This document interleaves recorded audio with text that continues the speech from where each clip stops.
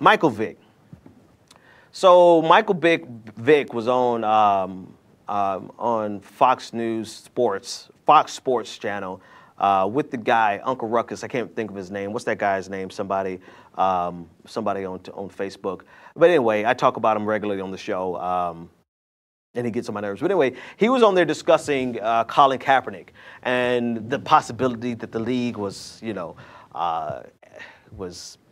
blacklisting him. The possibility, questions of his activism versus his sportsmanship, and why he can't get a team to play for. And Michael Vick said something. I'm just going to paraphrase it because it's too stupid to actually give the whole quote. But essentially, he said it's most important for Colin Kaepernick to cut his hair and essentially present himself better. In the midst of a conversation of on the issue of his protest on behalf of black people who have been killed by police officers who do not have a platform large enough. I'm sorry, they're dead. Their families and their loved ones don't have platforms large enough to be able to let the world know about the injustice. And so because those families who are broken now and have a gaping hole in their hearts because they were killed by the police, because those families don't have platforms large enough to speak out and be heard on their own, Colin Kaepernick took it upon himself to use his platform, his reputation, and put it all on the line to represent Jason Whitlock. That's the man's name. Uncle Ruckus looking. Anyway, Colin Kaepernick put it all on the line in order to defend or speak out and represent people who otherwise would never have been heard. And so to that, Michael Vick in the moment, and granted, if you're watching this tomorrow morning, you probably have already seen the apology that he put, or the clarification, right? He wanted to make sure that he backpedaled enough not to get completely destroyed by the same black community who defended him back when we probably shouldn't have defended him. That's the funniest thing. Like, can I just talk to black folks for a second? I know I got a lot of white folks in my audience, but I got to talk to black folks for a second, man. We got to stop always defending everybody. And I get it. I am guilty of it. It is a knee-jerk reaction to defend people because we've seen how many black people are being unjustly treated. Look at Colin Kaepernick.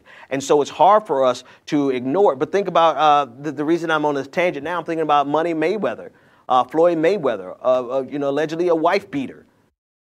And I say allegedly because I haven't seen all the details to be able to say it, affirmatively myself. You may have, and you may be offended that I say allegedly. That's besides the point. The point is that we find ourselves having a knee-jerk reaction to defend him against a racist piece of shit by the name of O'Connor in this upcoming fight because I know exactly what it is. It's because the solidarity that runs through the black community. But what's the most disturbing thing about it is that too often you don't get that solidarity reciprocated from the people that you're standing up for. O.J. Simpson, he ain't black, he's O.J. Money Mayweather, he buys into respectability politics. Richard Spencer, the Seattle Seahawks, not Richard Spencer, Richard Sherman. Seattle Seahawks. That was a bad mistake. You know what I meant. Buys into respectability politics, right? Pull up your pants. That's the problem. Dress right, speak right. And, when the police officer pull you over, say yes, sir, and yes, ma'am. Right? Michael Vick, case in point, buys into the respectability politics, saying that Colin Kaepernick needs to cut his hair, and that's somehow a part of a solution of a bigger systemic problem against which Colin Kaepernick is stepping out and put it all on the line and lost his career on behalf of the black community.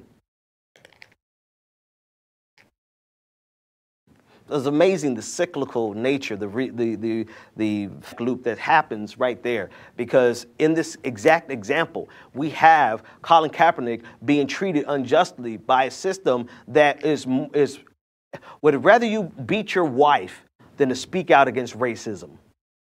And so we as African-American community see what's happening to Colin Kaepernick. And so it kind of adds to that ledger of PTSD or being triggered by seeing injustices such that we are triggered and we respond and defend somebody like Money Mayweather when we probably should just say, Mayweather, go kiss our ass.